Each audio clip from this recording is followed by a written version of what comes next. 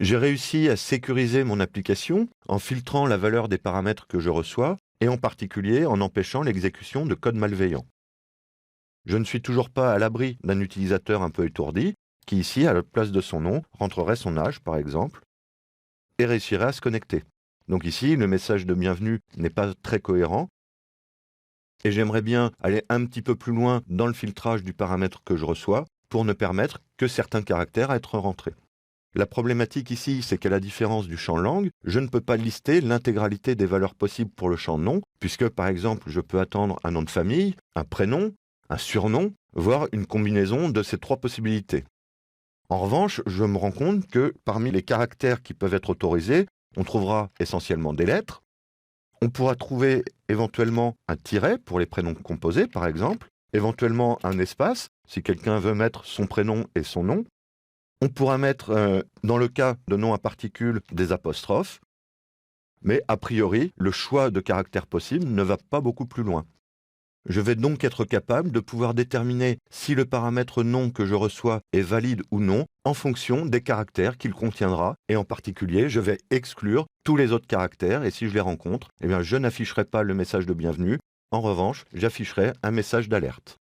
Alors, bien évidemment, ici, si je rentre ce nom-là, qui n'a aucune signification, le filtre sera quand même validé, mais je limite les risques d'erreur de saisie.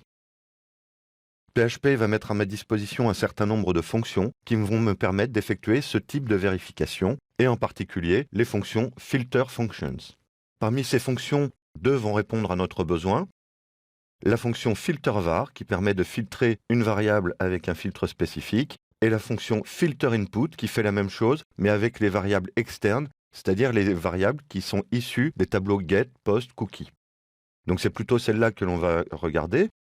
J'en profite pour vous montrer un peu la présentation de la documentation de PHP. Vous avez ici donc le nom de la fonction.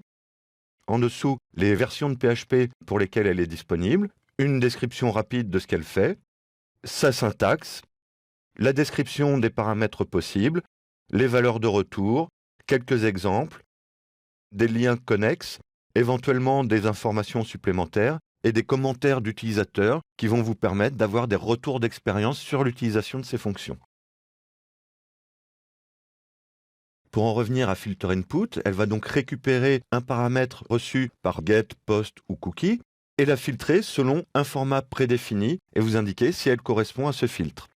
Donc ça semble la fonction idéale pour l'utilisation que l'on veut faire. La seule chose, c'est que si l'on regarde les filtres de validation disponibles, on voit qu'il y a un filtre pour déterminer si c'est un booléen, un email, un nombre décimal, un entier, une adresse IP, une URL ou si elle répond à une expression régulière. Donc dans notre cas, à part le filtre filter validate regexp, aucun des filtres prédéfinis ne correspond pleinement à notre champ nom. Dans ce cas-là, quitte à utiliser une expression régulière, on va utiliser les fonctions spécifiques des expressions régulières et en particulier la fonction pregmatch. Si on regarde la syntaxe de la fonction pregmatch, on voit qu'elle renvoie un entier et qu'elle prend comme paramètre une chaîne qui s'appelle $pattern qui va correspondre au motif recherché, qui sera soit une chaîne dont on essaiera de retrouver la présence dans la chaîne attestée, soit une expression régulière dont on essaiera de vérifier si la chaîne attestée correspond.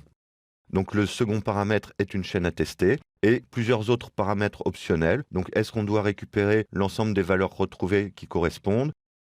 Un paramètre flag qui est prédéfini preg_offset_capture qui va déterminer si on renvoie ou non l'emplacement de la sous-chaîne qui a été trouvée. Et de la même manière, le paramètre offset qui permet de déterminer à quel endroit de la chaîne subject on va commencer la recherche. Quant à la valeur de retour, on peut lire ici que si une correspondance a été trouvée, la fonction renverra 1, sinon elle renverra 0. On va donc pouvoir utiliser cette fonction qui correspond tout à fait à l'utilisation dont on a besoin.